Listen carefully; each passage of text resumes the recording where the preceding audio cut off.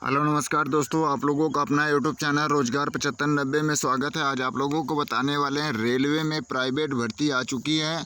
और जितने लोगों को रेलवे में प्राइवेट जॉब की ज़रूरत थी, काफ़ी दिनों से कॉल कर रहे हैं, मैसेज कर रहे हैं कि सर अभी तक वैकेंसी नहीं आई, तो उनके लिए बहुत बड़ी अपडेट है।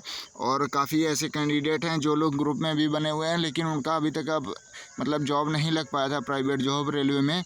तो उसके लिए एक जॉब आई है, तो उसके लिए हम पूरी जानकारी डिटेल से देने वाले हैं कि कैसे आपका सिलेक्शन होगा, कहाँ पे जाना पड़ेगा, कहाँ के लिए भर्ती है, क्या क्या डॉक्यूमेंट लगेंगे, सिलेक्शन प्रोसेस के बारे में पूरी डिटेल से जो भी हमारे यहाँ जानकारी मौजूद है उसको हम प्रोवाइड कराने की कोशिश करेंगे, क्योंकि हमारा काम है कि आपको जानकारी प्रोवाइड कराना जो भी रियल है।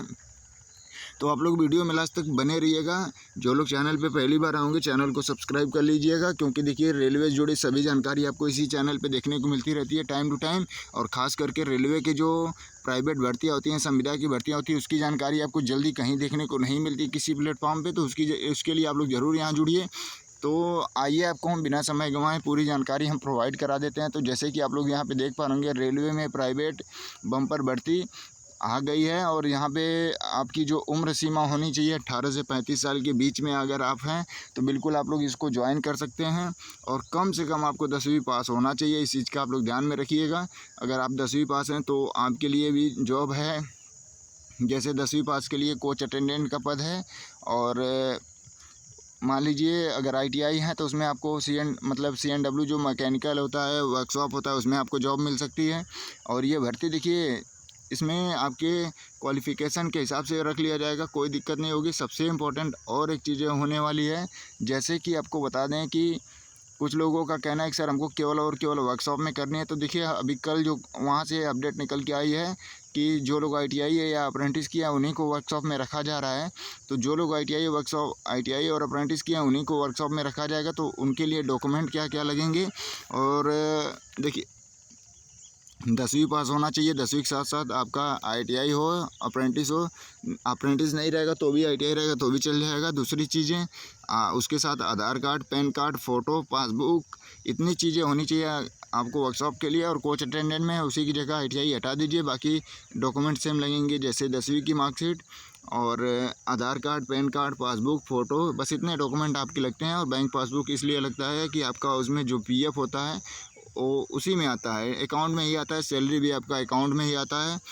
ठीक है, हर मंथ की आपकी टाइम टू टाइम सैलरी आ जाती है। कुछ लोगों का ये भी डाउट रहता है कि सर हमारी सैलरी टाइम पे आएगी या नहीं आएगी, इस तरीके से कोई दिक्कत तो नहीं होगी।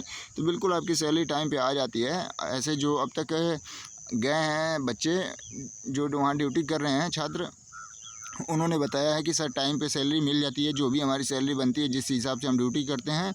और एक चीज़ और आपके लिए बता दें कि ये भर्ती उत्तर प्रदेश में कोच अटेंडेंट की, बिहार में वर्कशॉप की भर्ती है। ठीक है, तो अगर जिन लोगों को करना होगा उन लोगों को बता दें, डिस्क्रिप्शन में आपको व्हाट्सअप नंबर मिल जाएगा। आप लोग वहाँ से SMS करिएगा, कॉल ना करिएगा। SMS करके वहाँ से सुपरवाइज़र का नंबर ले लीजिएगा। जो लोग कॉल करेंगे उनको नंबर नहीं मिल पाएगा, इस चीज़ का आप लोग ध्यान में रखिएगा। SMS करिए, वहाँ से सुपरवाइज़र का नंबर आपको प्रोवाइड करा दिया जाएगा।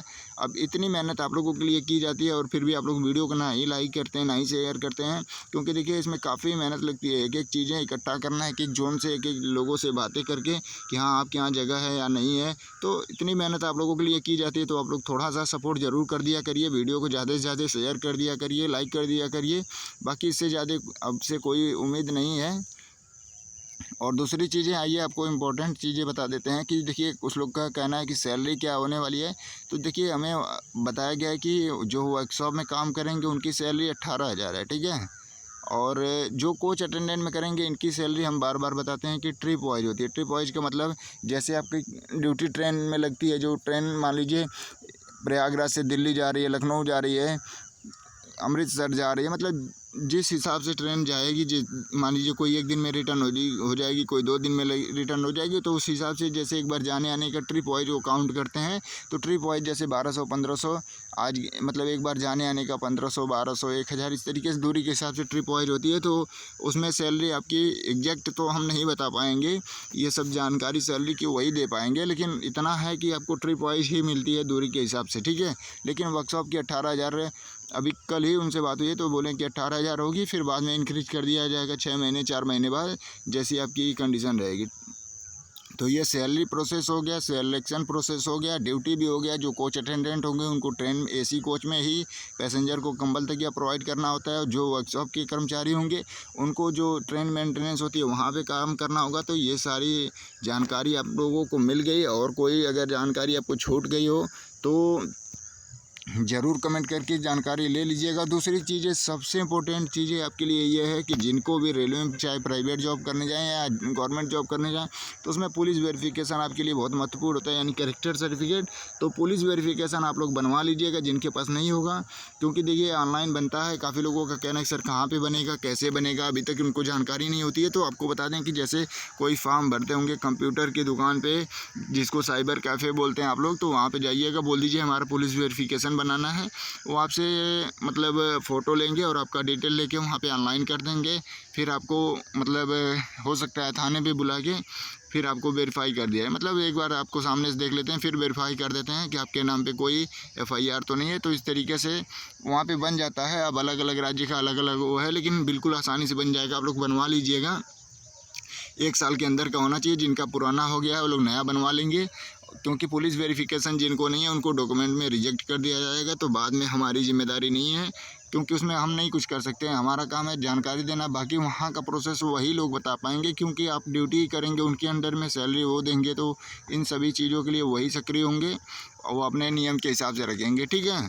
और ये भर्तियाँ कॉन्ट्रैक्ट बेसिस पे होती हैं, इसको भी ध्यान में रखिएगा। जैसे कुछ लोगों का ये कहना होता है कि सर हम मान लीजिए 2 साल 3 साल करेंगे तो हमको परमानेंट कर लिया जाएगा। तो ऐसा कुछ नहीं है। जब तक आप ड्यूटी करेंगे तब तक ठीक है, उसमें परमानेंट नहीं किया जाएगा। मतलब बाद में ऐसा नहीं है कि आपको सरकारी कर्मचारी नहीं बना दिया जाएगा। इस चीज़ का आप लोग ध्यान में रखिएगा। और एक चीज़ और आप लोगों की डाउट रहती है कि सर हमको रहने की सुविधा रेलवे देगा या नहीं देगा। तो रेलवे आपको रहने की सुविधा नहीं देता है, क्योंकि जो गवर्नमेंट एम्प्लॉय होते हैं केवल और केवल उन्हीं को रूम मिलता है, ठीक है। जो प्राइवेट कर्मचारी हैं उनको खुद से रूम लेके वहाँ पे रहना पड़ता है। सब कुछ व्यवस्था आपको करनी होगी। बाकी वहाँ आप ड्यूटी करिए, सैलरी लीजिए, इसकी जिम्मेदारी वो लेता है। क्योंकि कॉन्ट्रैक्ट बेसिस पे जो कंपनियां टेंडर ले रही हैं उनके माध्यम से आप लोग भर्ती हो रहे हैं। और ये हो सकता है कि काफ़ी विरोध प्रदर्शन भी चल रहा है। जैसे मतलब जो रेलवे के कर्मचारी हैं वो भी विरोध कर रहे हैं कि प्राइवेट भर्तियां नहीं होनी चाहिए, कॉन्ट्रैक्ट पे नहीं होनी चाहिए। और जो देश के युवा हैं जो पढ़ाई कर रहे हैं, रेलवे की तैयारी कर रहे हैं, वो भी विरोध कर रहे हैं कि प्राइवेट होता जा रहा है, वैकेंसी कम आ रही है। तो इसको रोकने की कोशिश की जा रही है। तो अगर जो लोग करना चाहते हैं तो जल्द से जल्द ज्वाइन कर लेंगे तो बेहतर होगा। नहीं तो हो सकता है बाद में बंद भी हो जाए। तो उसके लिए आप ही जिम्मेदार होंगे। हमारा काम है आपको जानकारी देना जो भी अपडेट आती है।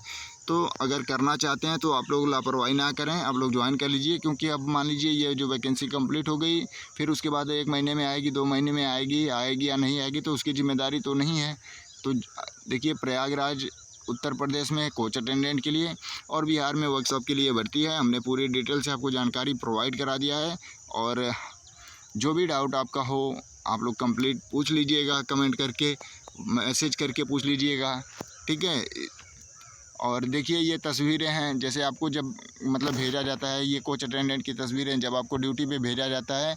तो ये गवर्नमेंट एम्प्लॉय हैं, आप लोग यहाँ पे देख पा रहे होंगे, ये कर्मचारी हैं रेलवे के। और ये सभी प्राइवेट कर्मचारी हैं। ये आप इनके द्वारा सब कुछ समझा बुझा के भेजा जाता है कि आपको कैसे काम करना है गाड़ी में, कैसे पैसेंजर से बात करनी है। तो इस तरीके से सारा चीज़ आपको यहाँ पर डेली बाई डेली मतलब देख पा रहे होंगे, सिखा के ही भेजा जाता है।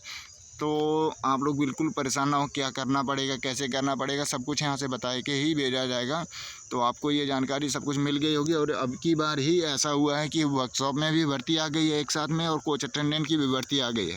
तो जिनको भी ज्वाइन करना होगा कर लीजिएगा, ठीक है, कॉन्टेक्ट करके। और इसमें कोई किसी को प्रेशराइज नहीं कर रहा है, क्योंकि काफ़ी लोगों का मैसेज आता है, फ़ोन आता है कि सर हमको जॉब की बहुत ज़रूरत है, क्योंकि हम घर बैठे हैं, इस तरीके से हमको करना है, बहुत ज़रूरी है, आप अपडेट दे दीजिए। तो हमारा काम है, हमने अपडेट दे दिया है।